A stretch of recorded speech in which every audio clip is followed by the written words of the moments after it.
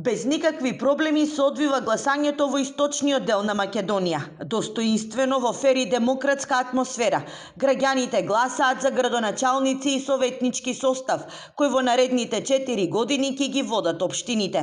Сите избирачки места во третата изборна единица беа отворени точно на време. Единствено на едно избирачко место во Штип, поради технички проблем, гласањето се одвива без користење на уреди за биометарска идентификација. И во третиот пресек од овој изборен ден, Пробишти постанува високо на листата по излезност.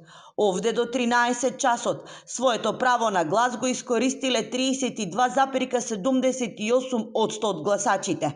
Во Кочани процентот на излезност е 20,13%, Македонска Каменица 24%, а во Штип 24,23%.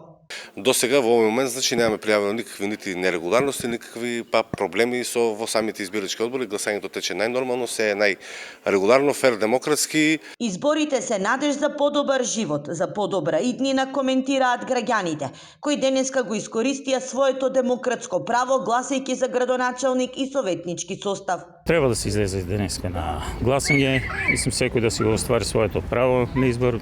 Секоја година гласам, тук си гласам стално. Се си уред, само ние што треба да бидат за народот.